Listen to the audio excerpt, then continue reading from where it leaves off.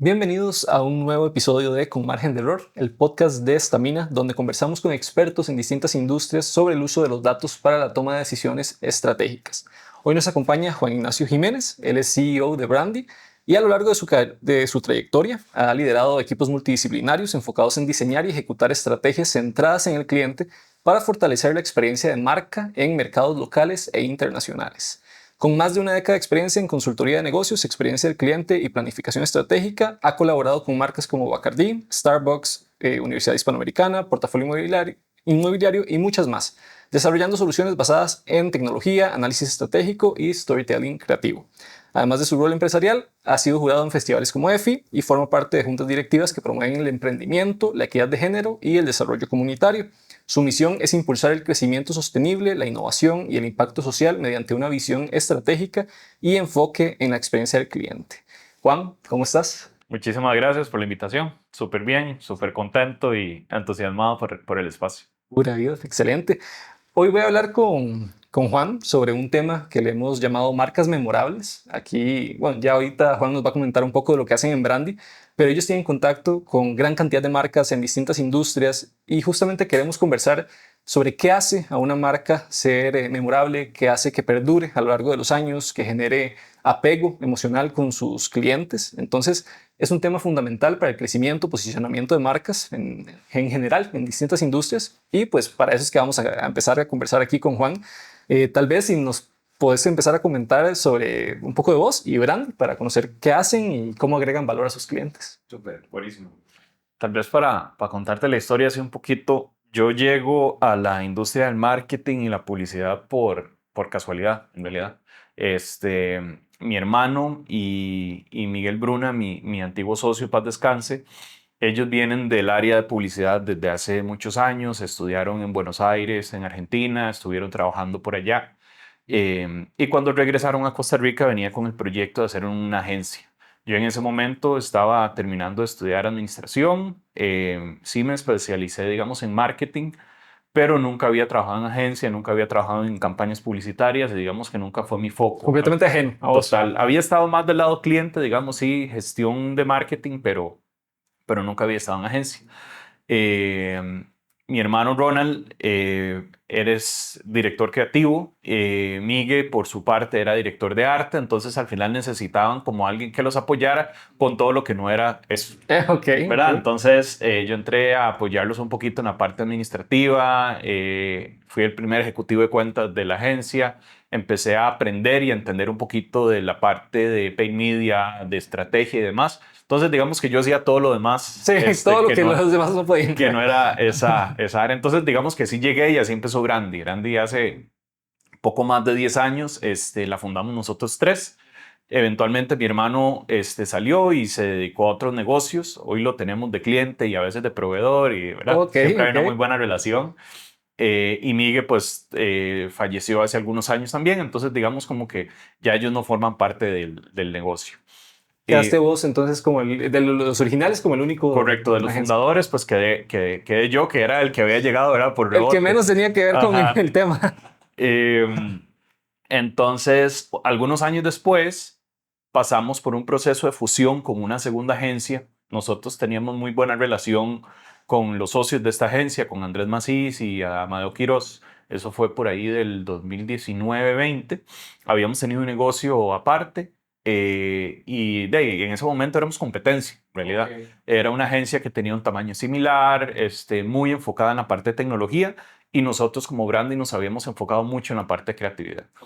Por razones del destino, ellos andaban buscando, ¿verdad?, unir fuerzas con otra empresa y ceder el liderazgo porque estaban cambiando, digamos, a nivel de gobierno corporativo. Entonces nos fusionamos con ellos. La agencia se llamaba DINT. Digamos que por decirlo de alguna manera, Brandy absorbe esta empresa con sus personas colaboradoras, con las marcas y clientes que tenía a cargo y obviamente con el know-how que ya traían ellos en esta forma. Claro.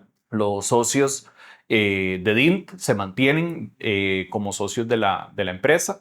Igualmente la familia de Miguel Bruna se mantuvo, digamos, dentro de la sociedad, pero a nivel operativo pues no participaba. Claro. Ya después de eso se vino pues pandemia, fue un burubón, Ajá. ¿verdad?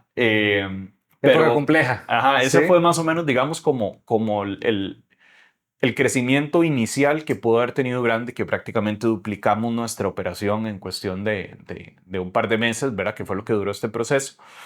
Y Eh, siempre vos como cabeza del proyecto. sí, sí, siempre tuve yo la oportunidad pues, y la responsabilidad de liderar el equipo. Y ya de posterior a eso, pues ya fuimos creciendo, digamos, con nuestra gestión y con un poquito la estrategia de negocio que se implantó. Juan, ¿y cómo fue ese, cómo asume una persona, como lo estás describiendo, digamos, en cuestión de meses, duplicar su carga, no sé si la planilla, proyectos? ¿Cómo asumiste un reto como ese?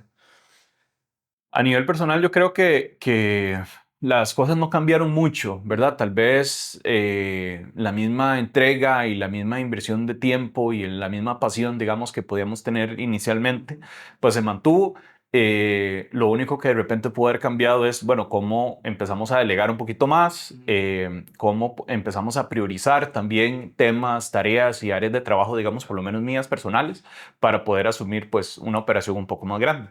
Pero definitivamente el equipo con el cual nos hemos acompañado a lo largo de estos años, pues ha sido clave precisamente para poder Para sostener delegar ese y crecimiento.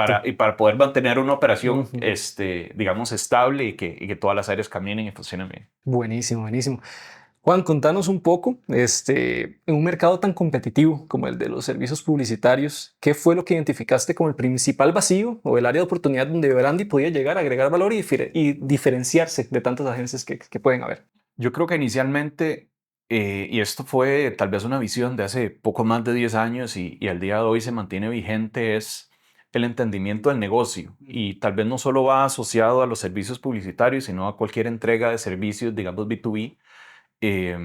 Muchas veces el consultor o el contratista o el asesor o la agencia en este caso es muy bueno técnicamente en lo que hace y en su área, pero muchas veces no hace un esfuerzo adicional por conocer y adentrarse en el negocio del cliente.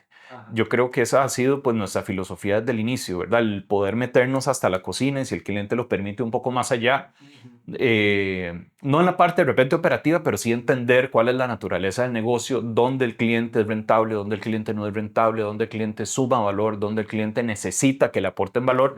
Y yo creo que ese entendimiento, digamos, del negocio de las diferentes industrias, pues es tal vez como el área de oportunidad que hemos encontrado para desarrollar relaciones exitosas con marcas y con clientes. Ujú. Y esa parte de hacer perdurar las relaciones que se van generando con las marcas, ¿a qué lo atribuyes, digamos? ¿A una entrega de calidad? ¿Es a un, no sé si a un seguimiento continuo? ¿Cómo te aseguras de que esa relación a largo plazo sea fructífera?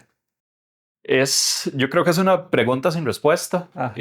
Obviamente hay esfuerzos y estrategias de retención de clientes que van desde el mejora continua, Sí. calidad, manejo de relación, entendimiento del negocio, lo que hablábamos previamente, pero hay mucho intangible en las relaciones proveedor-cliente en Claro. general, donde no necesariamente, ¿verdad?, hay una receta de éxito para que sean relaciones a largo plazo.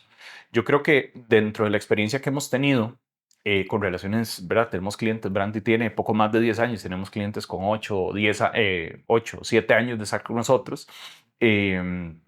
Yo creo que es un poco afinidad, ¿verdad? Ujú. Desde el liderazgo que haya en la contraparte, ya sea en la agencia, ya sea en el cliente, Ujú. con el servicio que se está recibiendo y con la afinidad con la industria también, ¿verdad? Ujú.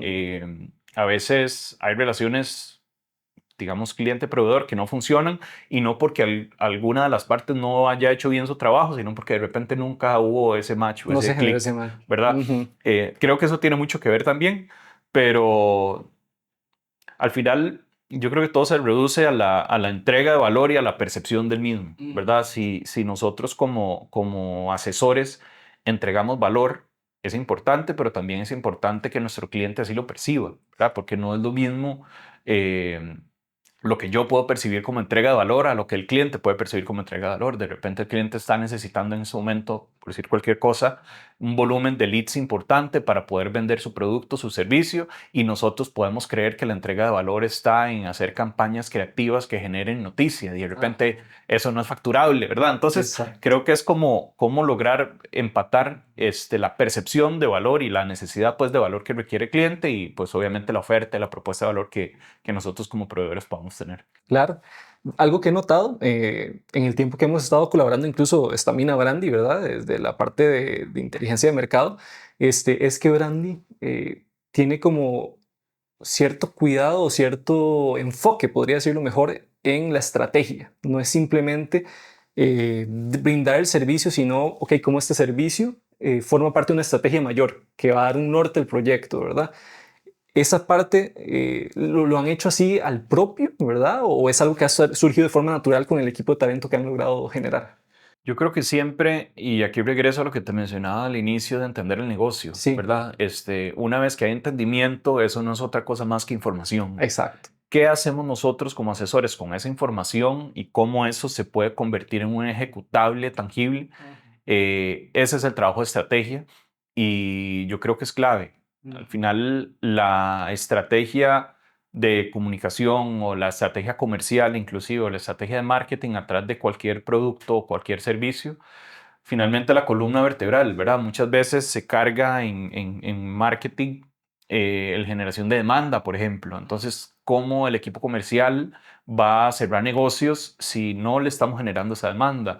O Exacto. está la responsabilidad del posicionamiento. Entonces, ¿cómo el equipo comercial va a salir a vender algo que es desconocido y que no tiene confianza del mercado? Entonces, sí, siempre hemos sido muy intencionales en trabajar sobre la estrategia. Nos parece el punto de partida de cualquier tipo de entrega de trabajo, de valor. Y pues obviamente los datos y la información que podamos tener, pues siempre es muy relevante y es clave pues para poderla desarrollar. Te dan el fundamento para poder desarrollar luego toda la estrategia. Totalmente. Excelente. Bueno, por lo que conozco de Brandy, Juan, ustedes manejan un amplio portafolio de marcas, ¿verdad? Y aquí me surge la duda, como agencia creativa, ¿cómo hacen, verdad? Tal vez tienen como equipos o algunos encargados, pero ¿cómo hacen a fin de cuentas para entender la personalidad que debe tener cada marca y cómo comunicarla de forma efectiva al público meta? ¿Cómo hacen, cómo gestionan toda esta situación? Nosotros trabajamos hoy en día con, iba a decir metodología, pero es más una filosofía que se llama o se define en el mundo como Customer Experience.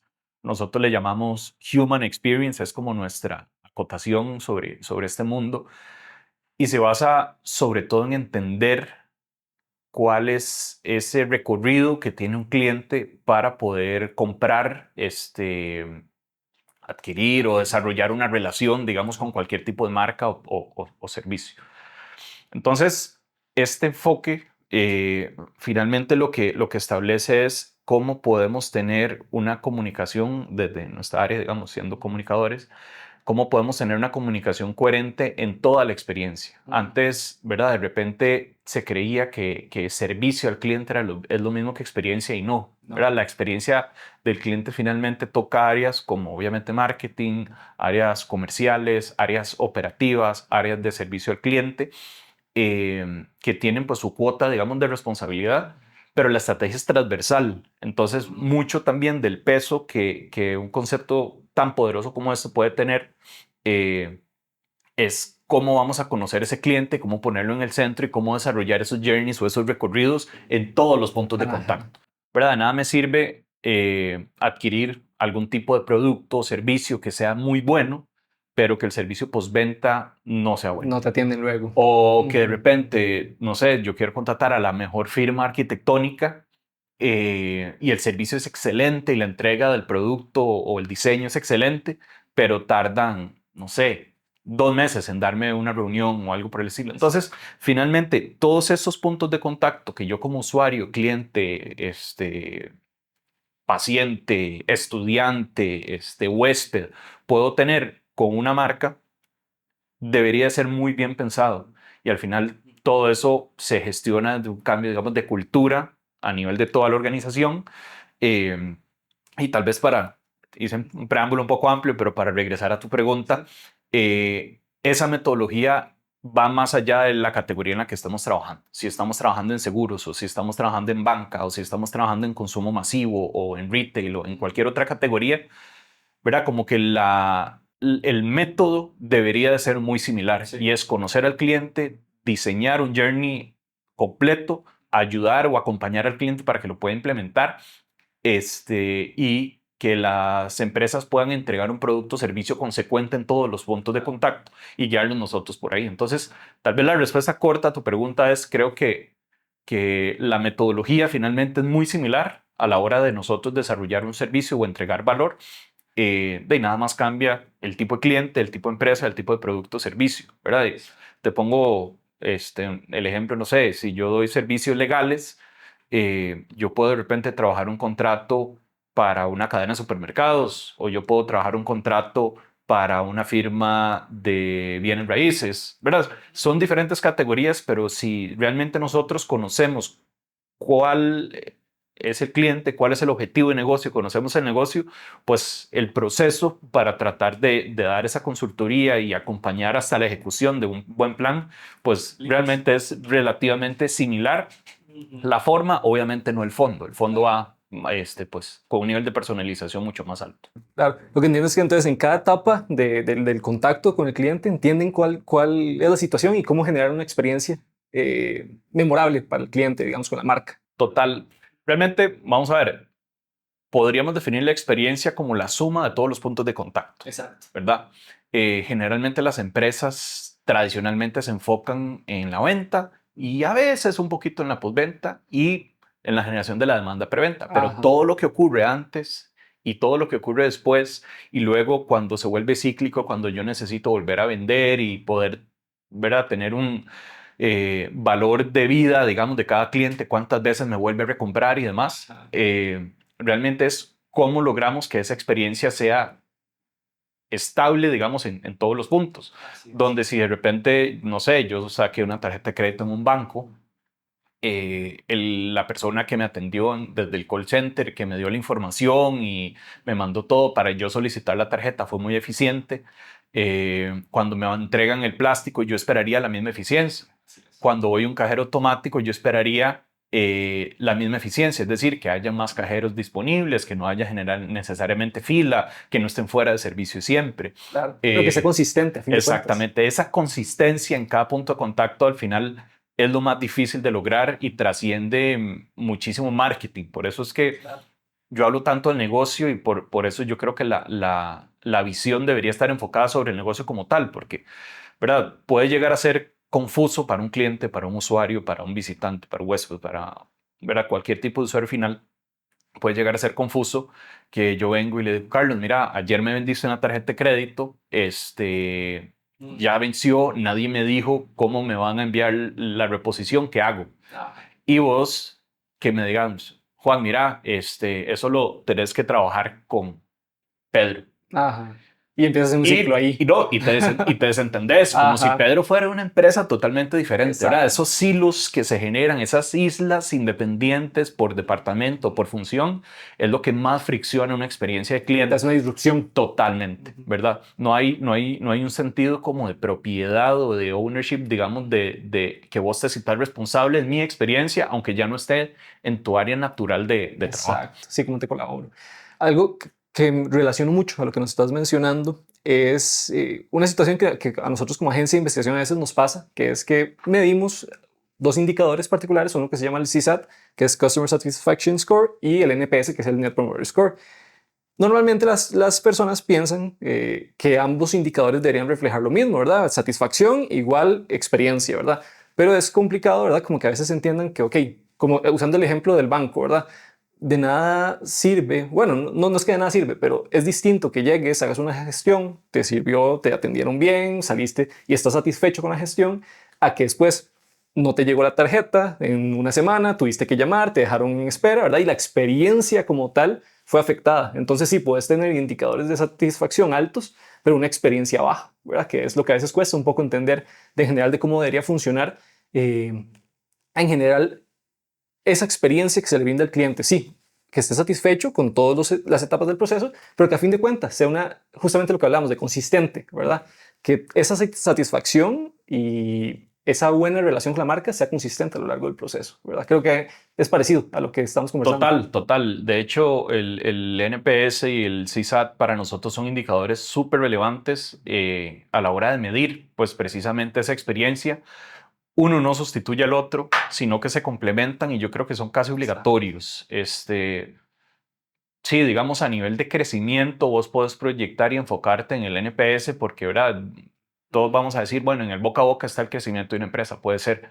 Pero para que un cliente tome la decisión de recomendarte, ha pasado por toda una experiencia que tenemos que medir con un índice de satisfacción o al menos una encuesta de satisfacción y entender qué se hizo bien y qué no se hizo bien. Ajá. ¿Verdad? El NPS yo creo que es muy simplista y es muy cómodo para poder definir un indicador específico, pero es muy simplista porque te califican bien o mal y de repente estás haciendo muchas cosas bien y te calificaron mal por una que fallaste o Por una en viceversa, particular. ¿verdad? De repente, no sé, vos compraste un carro de lujo, el producto es espectacular, pero nada más.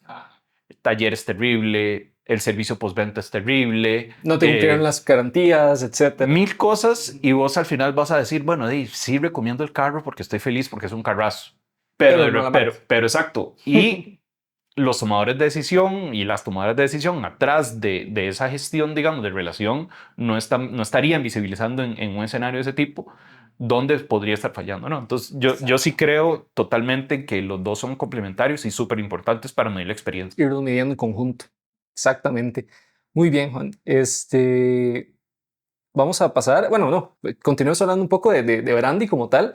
Quisiera saber si hay alguna campaña o alguna activación que ustedes recuerden con especial cariño o estrés. ¿Cómo fue ese proceso para llegar a esa idea? Si hubo algún proceso de uso de datos para llegar al fundamento de esa idea.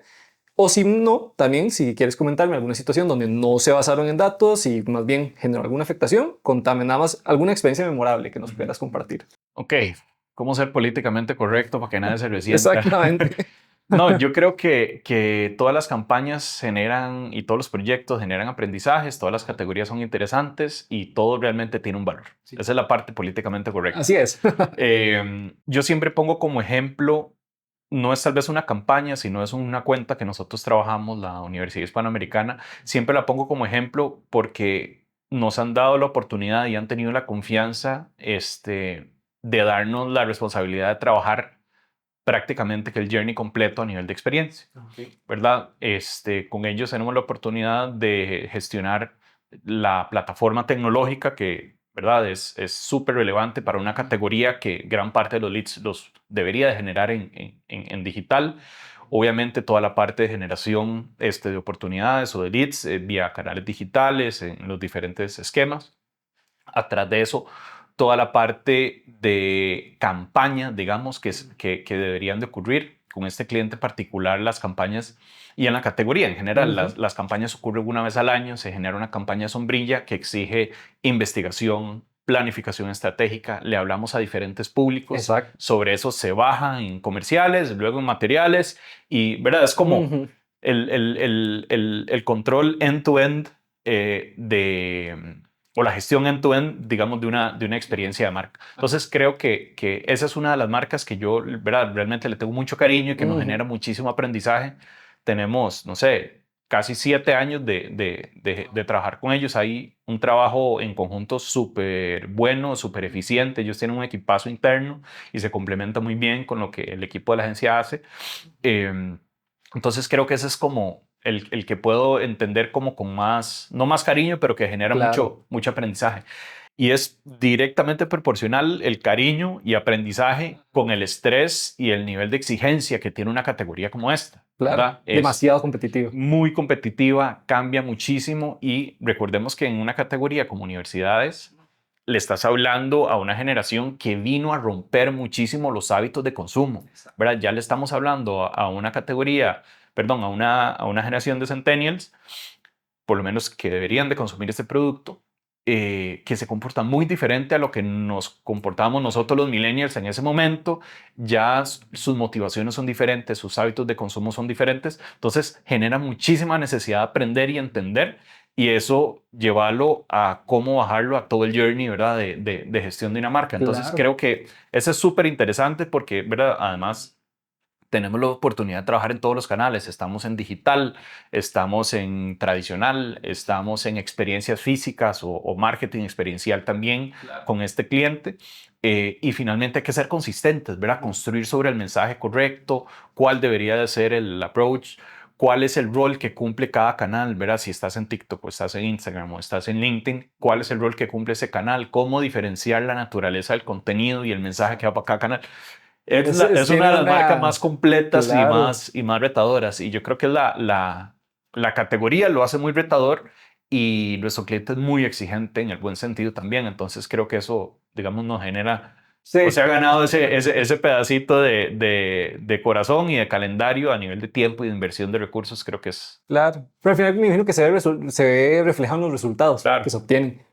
Y también, me corregirías, pero para que lleguen una relación tan larga, ¿verdad? Me imagino que tiene que haber del lado del cliente, por decirlo de una forma, cierta eh, ¿cómo decirlo? Como aceptación de que en algún momento pueden que hayan errores, pero que vamos a pasar, vamos a seguir adelante después de esos errores, ¿verdad? De tolerar, ¿verdad? De que no somos perfectos, que tal vez esta campaña le fue súper bien, pero si no aprendimos del proceso, ¿verdad? Y más bien utilizamos esa información para mejorar a la siguiente. Me imagino que tiene que ser algo, tiene que haber cierta relación, ¿verdad? De tolerancia en ese sentido. te lo contesto desde dos puntos de vista. Del punto de vista de agencia o de proveedores de servicio en este caso, creo que hay un esfuerzo muy grande, no solo con este cliente, sino con todos en general, de que la experiencia que generamos nosotros sea buena. Ujú. Y con experiencia no me refiero a que no nos vamos a equivocar.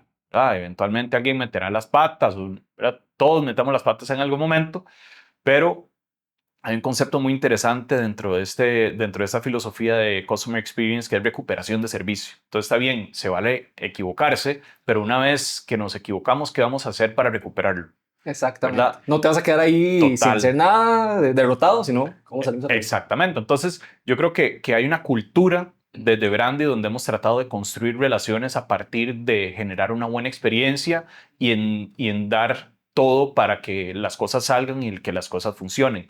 Esto no quiere decir hacer caso siempre, y aquí le doy el mérito 100% al cliente o a los clientes en general, y es cuando una mesa de conversación o inclusive de discusión tenemos la confianza de hablar de tú a tú con un cliente y de repente el cliente dice, ah, nosotros decimos C y llegamos a un punto medio entre Ujú. B, creo que eso es lo más sano, ¿verdad? Exacto. Porque si no, estaríamos nosotros únicamente ejecutando en el proceso. Entonces sí, hay apertura por parte del cliente, muchísima confianza, que la cual pues por supuesto agradecemos. Y yo creo que hay un respeto mutuo por lo que cada uno hace. Hay gente muy buena atrás, entonces de repente no es tan difícil lograr esa sinergia. Eh, ¿Verdad? Que nos ha permitido, pues sí, de cuando metemos las patas, no es que no pasó nada, todo tiene consecuencias, todo tiene que generar un aprendizaje y todo tiene que de alguna manera mitigar riesgos para que vuelva a ocurrir, Ujú. pero es más grande el proyecto de lograr una campaña o un año exitoso, ¿verdad? Que de repente las tortas que nos hemos jalado. Los pequeños puntos Eso negros no ahí nos están. exime que Ajá. la podamos, nos podamos meter en una torta grande. Digo, Ajá. hacemos mil cosas a nivel de procesos operativos para que Claro. eso no ocurra, pero bueno, creo que esa es un poco Sí. la experiencia. Hay margen de error, como le llamamos al podcast, Así justamente. es. Siempre existe la posibilidad de equivocarnos, pero el tema, como lo dices, es no quedarnos ahí. Es, ok, esto pasó y qué vamos a hacer ahora para aprender y crecer a partir de esto, ¿verdad? Justamente, como comentaba al por inicio, este podcast se llama Marcas con propósito, ¿verdad? Yo quisiera consultarte en tu rol, ¿verdad? Desde la óptica de Brandy o en tu caso, ¿cómo definís una buena marca? ¿Qué tienen en común las marcas memorables para vos? Digamos que en otras épocas las marcas se construían a partir de lejanía con el usuario, con el cliente final, ¿verdad? Aquel concepto de los 90 del love mark y de poner las marcas en un pedestal. Eso cambió hace mucho Ujú. tiempo y cada vez las marcas tienen que estar más cerca de su público y cada vez más cerca de su mercado como tal. El mercado de hoy en día, y digo de aquí a mínimo 8 años para atrás, el público no quiere únicamente un buen producto o un buen servicio y toda una experiencia completa, sino cuál es el impacto que esta marca está generando en el mundo, cómo esta marca está de alguna manera devolviendo esto digamos, en la sociedad. Y no necesariamente, ¿verdad? Porque estamos claros en que hay organizaciones sin fines de lucro y hay empresas que buscan, pues obviamente, crecer a nivel económico. Eh, y hay estudios que lo fortalecen muchísimo. Las marcas hoy en día tienen que tener un propósito y eso trasciende y va mucho más allá de la facturación. Exacto. ¿Verdad? Hay conceptos que en el tiempo han venido de alguna manera como fusionándose también, ¿verdad? Tal vez desde el punto de vista de marketing hablamos de marcas con propósito, pero ya a nivel de organización el concepto de sostenibilidad ya dejó de ser un departamento, ¿verdad? Exacto. Deja de ser un lujo. Exacto, Ajá. de ser un commodity a formar parte integral de la estrategia de cualquier organización. Y yo creo que las marcas pues van muy en esa línea. Las marcas tienen que construir relaciones cercanas, tienen que estar cerca al consumidor, tienen que escuchar, entender y de alguna manera prever lo que el consumidor necesita, pero de una forma mucho más familiar, mucho más cercana precisamente. Yo creo que las marcas exitosas hoy en día tienen eso, tienen una relación con su cliente, le generan una experiencia contundente, concisa en todos los puntos de contacto. Y esas son las marcas que hoy en día pues considero que son las mejores marcas. Claro. Obviamente vamos a ver marcas globales pues que tienen muchísima trayectoria, que de repente no se construyeron de esa forma, pero Pero ya cualquier generan un marca, nombre. total, Sí. cualquier marca vigente hoy ya hizo ese cambio. Ajá. Ya las marcas no hablan de ellas mismas, las marcas hablan de cómo pueden impactar de una manera relevante el entorno cultural donde se encuentra su mercado. Esa es tal vez, digamos, como un poquito la visión. Excelente, excelente. ¿Hay alguna marca a nivel mundial que consideres que constantemente está sorprendiendo o que podemos utilizar como una referencia sobre cómo se hace una conexión efectiva con el público meta? Hay varias. A mí me gusta muchísimo lo que hace Adobe, por ejemplo. Ellos inicialmente vendían tecnología, vendían software. Hoy en día tienen una relación muy cercana con un público muy interesante y es que Adobe tiene herramientas tecnológicas que atienden a diferentes públicos, ¿verdad? Atiende mucho un público creativo, ¿verdad? Entonces no es lo mismo, o sea, no se comunica igual una marca que venda sistemas de gestión, un ERP o algo mucho más Ajá. corporativo, a licencias para edición de video, animación, fotografía, etc.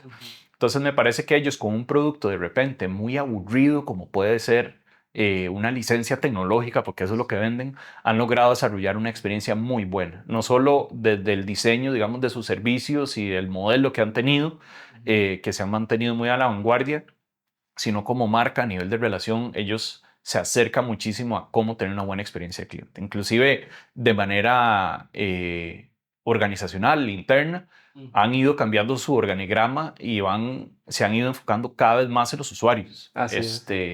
Es una de las marcas que me llama más la atención.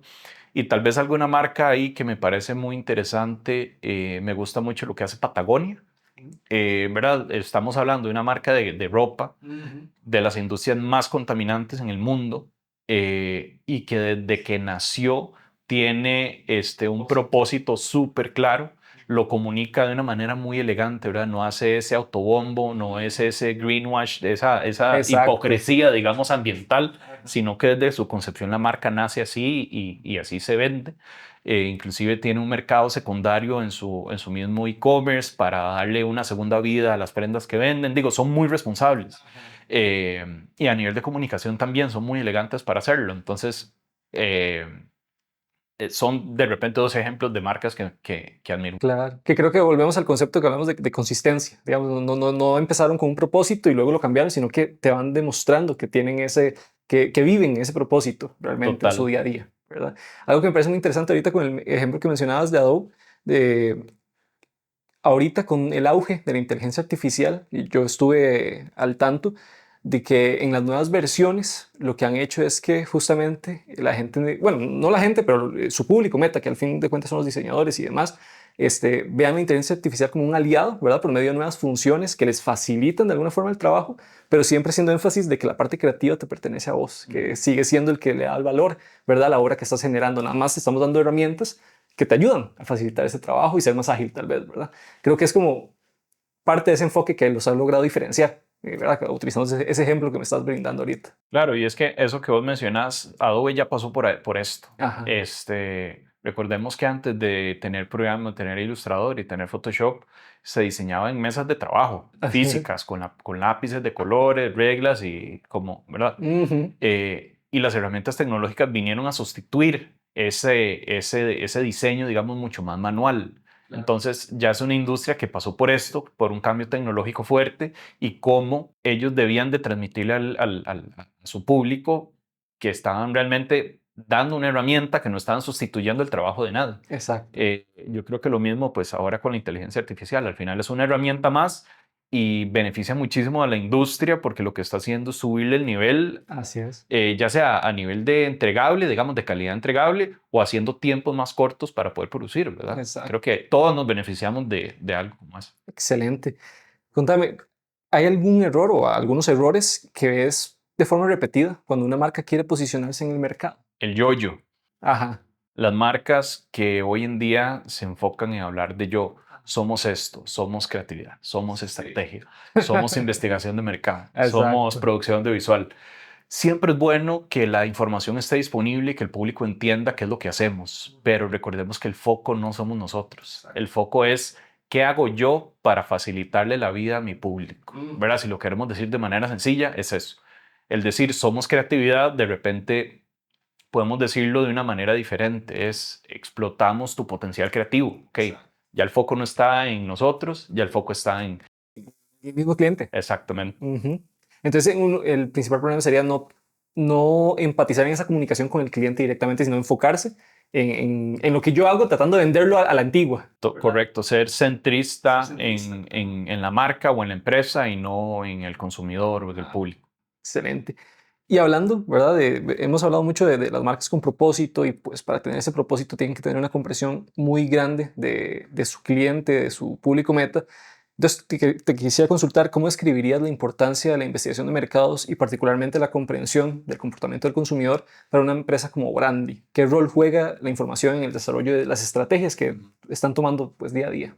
Yo creo que la información, la data, no es importante, sino es indispensable, ¿verdad? Para el desarrollo de cualquier tipo de estrategia, sin información o sin data, realmente es una hipótesis. Y vender hipótesis me parece muy arriesgado. Exactamente.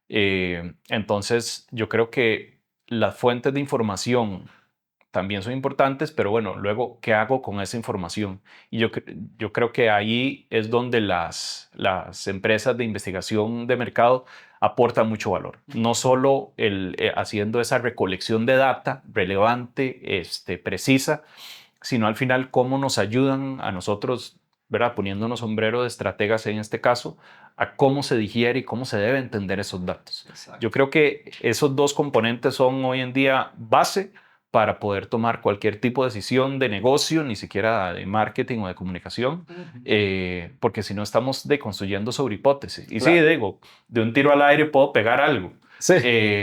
pero entre más información tengamos, entre mayor data, mayor interpretación por parte de expertos, eh, nosotros como profesionales o como asesores en la parte de comunicación y de marketing, mucho más precisos vamos a llegar a ser y vamos más a la segura. Entonces, esa es un poquito como la visión. Creo que la data es indispensable, la interpretación también, y un partner de investigación de mercado pues logra traer ese valor a la mesa de una manera pues básica, digamos, para tener un insumo real para poder desarrollar y para poder trabajar. Claro. En esta relación que hablamos de agencia bueno, entre agencias, ¿verdad? Publicidad, investigación de mercados, creo que es muy importante. Ahorita lo que mencionabas, ¿verdad? Muchas veces se pueden tomar decisiones con un feeling. ¿Verdad? Estamos, pues sí, ya llevamos mucho tiempo en la industria, conocemos, ya creemos que conocemos perfectamente al cliente y tomamos decisiones fundamentadas en hipótesis. A veces, ¿verdad? Como vos decís, la pegan porque justamente pues estamos con bastante experiencia en la industria, pero justamente cuando hacemos investigación de mercados, introducimos este concepto de margen de error, ¿verdad? Que también tiene relación con el nombre del podcast, que es justamente cuando hacemos una investigación, los datos, mientras más recopilamos, mientras más perspectiva podemos tener, reducimos ese margen de error y tomamos decisiones más correctas. Entonces creo que ahí es muy importante cuando no se hace del todo ningún tipo de análisis previo. No hablo solamente de investigación de mercados, ahorita hay mucha fuente de información, ¿verdad? Redes sociales, todo lo que está publicado ya directamente en Internet y demás. Creo que es fundamental si una empresa ahorita quiere posicionarse, diferenciarse y crecer en el mercado, tener una comprensión clara, ¿verdad? Y cada vez utilizar más la información a su beneficio, ¿verdad? Para poder destacar en el mercado. ¿Sí? Creo que es como una conclusión que podríamos llegar a partir de todo lo que hemos estado conversando. Sí, yo creo que el acceso, el análisis y la interpretación de la data de terceros, Ujú. digamos, a la cual tal vez es un poco más accesible para diferentes empresas, es importante, pero la data de primera mano es fundamental, Claro. ¿verdad? Si podemos ver un estudio de Deloitte, o si podemos ver un estudio de Accenture, o si podemos cruzarlo con tendencias globales Claro. de Statista, ¿verdad? Siempre es importante, siempre va a haber información de la cual nos podemos agarrar, pero Y si ya no está a la tenemos... mano, de Sí, todo. y está Ajá. súper accesible, pero si no cruzamos eso con un contexto local, digamos, y ojalá tan cercano como la experiencia de nuevo que tenga mis clientes con mi marca o con mi empresa, le queda haciendo falta, digamos, como una pata al banquito. Exacto. Sí, mientras más perspectiva tenemos, pues mejor tomamos esas decisiones. Bueno, todavía no estamos cerrando, pero tengo por acá una dinámica que quisiera hacer con vos antes de pasar a la última reflexión del podcast. Este, Vos has tenido la oportunidad de trabajar, me imagino que con cientos de marcas, ¿verdad? En muchas industrias muy distintas entre sí.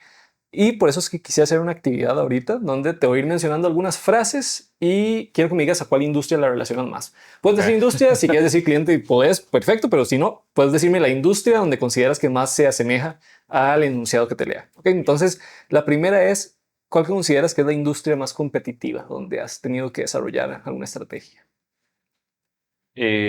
Consumo masivo. Consumo masivo. Sí. ¿Por qué consideras que tal vez es la más Consumo competitiva? masivo es dura porque naturalmente están muy lejos del consumidor. Entonces, tenés que apoyarte, si es por, digamos, canales de on, o tradicionales o modernos, no sé, tenés que apoyarte en supermercados, en pulperías. Si es un poco más directo, tenés que apoyarte en restaurantes, en Ujú, hoteles, ¿verdad? Siempre hay alguien más, siempre hay un interlocutor más gestionando tu marca. ujú. Hay algunas marcas de consumo masivo que venden directo, pero ya ahí yo lo califico como retail. Ok. Pero digamos, como dueño de un producto que se vende de manera masiva a través de una distribución y después para llegar a un punto de venta, creo que es de repente la más competitiva por eso, Que a porque veces hace mucha tenés menos canalización control de marcas incluso. total, tenés mucho menos control de lo que ocurra en los puntos de contacto directo con el consumidor. Muy bien, muy bien. Industria más divertida o entretenida. ¿Dónde más te diviertes trabajando? Eh, la industria de spirits, de licores, es súper Ajá. interesante. Hemos tenido la oportunidad de trabajar por varios años con un portafolio amplio, digamos, de bebidas con contenido alcohólico. Y no es tanto por la fiesta, Sí, sí. ¿verdad? Uno dice, Parte de, pero... qué divertido el licor. No tanto eso, Ajá. sino porque es una categoría que cambia mucho, es una categoría que depende mucho de las modas y de las tendencias globales. Eh, es consumo masivo, pero es consumo masivo con un tweak diferente. Tiene regulación Claro. para la parte de comunicación. Y nosotros manejamos algunas marcas regionales, entonces también cada país tiene una comunicación diferente, regulación diferente. En algunos se habla de tú, otros se habla de usted, otros se habla de vos, Tiene que ¿verdad? ajustarse, Entonces, sí. sí, entonces hay que encontrarle la forma. Entonces creo que esa es una categoría muy divertida de trabajar. Excelente. Industria más cambiante o más dinámica, donde tienes que estar ahí al pie. Retail, retail cambia muchísimo porque, de nuevo, hay mucha competencia, eh, pero siempre hay una necesidad de la industria muy fuerte por estar impulsando la venta, ¿verdad? Entonces, es difícil el poder balancear comunicación de marca y construir una relación versus la promo. Ajá. Entonces, creo que retail de repente. Puede ser. Ok, excelente. Industria donde más cuesta tomar decisiones o es más lenta para poder tomar decisiones en el momento. tal vez menos dinámica, incluso podríamos decir. Tal vez no es una industria, pero yo creo que B2B es un Ok, poco más B2B. complejo. A mí me encanta trabajar en B2B, ¿verdad? Volviendo al tema de entender el negocio. Y yo creo que B2B puede llegar a ser un poco más burocrático en la Claro. toma de decisiones. Creo que B2B puede llegar a ser más difícil encontrar ese cliente arriesgado, Ujú. ¿verdad? Hacer cositas fuera de lo, Fuera de de lo lo, de lo normal. corporativo o Ajá. lo tradicional. Y no por los clientes, digo, la Ujú. industria es así, la industria espera que la comunicación de un banco sea súper corporativa, Sí, en espera línea. sobre todo si es B2B, Sí. espera, ¿verdad? Que mi firma de contadores sea Ujú. súper corp, Sí. ¿verdad? Eh, yo lo veo como una oportunidad para salirse del canasto, pero es Ujú. de repente la industria no Claro. industria, pero la categoría de repente un poco más compleja. Yo lo relaciono tal vez mucho con el auge que hay ahorita de TikTok, donde ya vos ves canales, bueno, empresas que uno diría son formales y ya se están Mm. arriesgando, ¿verdad? Salirse un poquitito de que el video no tiene que hablar de tu servicio y demás, sino que tal vez estamos bromeando un poco, ¿verdad? En el video o lo demás, ¿verdad? Entonces, creo que es justamente tener como esa apertura ahorita Ujú. e ir haciendo experimentos para ver si te funciona la Sí, comunicación, sí. ¿verdad? Muy bien. Industria con el consumidor más exigente, que hay que tenerle cuidado, muy sensible, ¿verdad? Sí, dentro de retail, la categoría de restaurantes Ujú. para mí es, no solo es de un consumidor exigente, sino que es de un consumidor tradicionalmente que es poco fiel. Ujú. Claro. Cambia mucho la frecuencia, construir frecuencia es muy complejo. Obviamente, pues dependiendo si es un fine Ujú. dining o si es comida rápida, pero digamos en general, restaurantes es una categoría Claro. compleja, hay muchísima competencia, competís contra Se ha jugadores fragmentado mucho. globales, Ujú. competís contra jugadores mucho más artesanales y más de repente, digamos, locales. Mm. Eh, Creo Sí, que esa es como donde el compleja. consumidor es demasiado cambiante y es que Ujú. si lo analizas de esta forma, yo te pregunto, Mae, ¿qué te gusta comer? Bueno, yo te podría decir, bueno, no sé, mi comida favorita es la comida mexicana, Ujú. pero yo como fast food de vez en cuando se me Sí, antoja. Yo como mariscos, no sé, y el consumidor es dual, el consumidor consume de toda la categoría. exacto. Entonces es muy cambiante y dependes de un impulso que es el antojo Ujú. para poder construir. Entonces creo que ese es como el consumidor más volátil. Más volátil. Ok, excelente. Industria donde estuviste fuera de tu zona de confort. Algo así como muy novedoso que Ujú. fue como, ok, que aquí cambian las reglas del juego. Trabajamos en dos ocasiones con dos marcas diferentes, industria de belleza. Por razones obvias, digo, Ujú. yo no soy usuario, Sí. gran usuario, digamos, de maquillaje o este tipo de productos. Ajá. Entonces me saca de mi zona de confort, no solo porque de repente no soy tan afín al producto, Ujú. sino porque no conozco nada, ¿verdad? Así De, es. de, de la industria. Entonces creo que esa es de las industrias donde me ha tocado investigar y estudiar y aprender un poquito más. Excelente. Y tal vez la última que quiero probar sería industria donde es más difícil hacer investigación de mercados o que le den valor, digamos, al uso de la data para tomar Sí, decisiones. volvería a B2B. O B2B. Te cuento por qué, porque B2B por lo general, vamos a ver, yo soy fanático de la investigación cuantitativa. Ajá. Y en B2B no es que no se puede, pero es más complejo, ¿verdad? Finalmente, si vos tenés una muestra en alguna categoría específica, Ujú.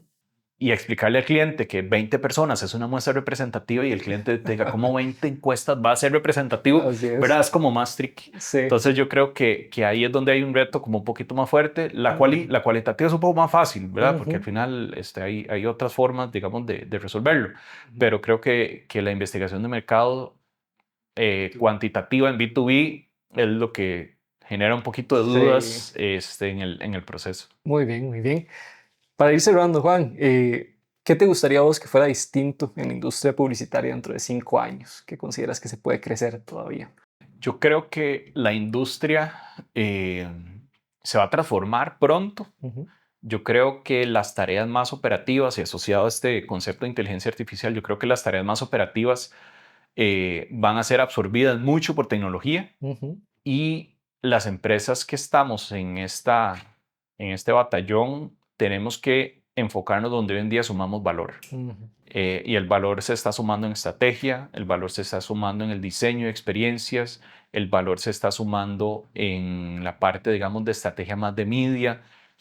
Yo creo que va a cambiar la industria donde de repente, ejecuciones más operativas, o las va a absorber el mismo cliente, o el cliente no va a estar dispuesto a pagar más o lo que paga hoy de repente por ello, sino que se va a enfocar únicamente en lo que realmente suma valor, ¿verdad? Yo creo que la industria va a ir cambiando, vamos a ver intentos de agencias in-house en las empresas grandes. Que ya se está dando. Ya se está dando, hay algunos ejemplos muy exitosos, otros no tanto, pero yo creo que ahí es donde va a cambiar un poco. Al final, el servicio que entrega una agencia es un pool de talento, es el tiempo de diferentes perfiles profesionales. Ajá. Yo lo que creo es que se va a achicar esa cantidad de perfiles y se va a enfocar en esos perfiles donde realmente el cliente percibe el valor. Exacto. Creo que por ahí va. Muy bien, muy bien. Y para cerrar, Juan, ¿qué opinas del siguiente dato muy relacionado a lo que hemos venido hablando del uso de la información para toma de decisiones? Según datos de SOMAR, que es la organización que a nivel mundial promueve las mejores prácticas en el área de investigación de mercados, ellos hacen un estudio anual donde el del último año refleja que en Costa Rica la inversión en investigación de mercados es un 1.3% de lo que se invierte en publicidad, y como referencia, por ejemplo, México invierte un 5%, Guatemala invierte un 7%, Chile un 8%, Colombia un 14%. Entonces te quiero consultar, vos que estás del lado como de mucho contacto con las marcas, si en Costa Rica estamos dando poca importancia a la investigación en el país y si consideras que esto nos está restando competitividad a nivel global. Yo creo que sí. Si tuviera que adivinar el por qué se hace, obviamente es un tema de presupuesto, ¿verdad? Se prioriza el colocar los presupuestos en otras áreas no sé, más en medios o más en la agencia de publicidad o más en producción. Y yo creo que al final eso responde a que estamos todavía un poquito rezagados en entender que el cliente debe estar en el centro de la ecuación. Ok. Y si el cliente está en el centro de la ecuación, tenemos que conocerlo. Así es. Y para conocerlo, una de las grandes herramientas es la investigación de mercados. Hay mercados que ya lo entienden, de repente mercados más desarrollados, y el tamaño de los países también favorece mucho, porque, ¿verdad? En México, un país tan grande y con una densidad de población tan importante, el consumidor no se comporta igual en todas las áreas. En Costa Rica tampoco, pero digamos que en México es todavía más marcado por... Más variable. Exacto, por ser tan grande. Entonces, de una marca que tiene cobertura nacional en México tiene la necesidad de darle un tratamiento distinto a cada zona, Claro, probablemente.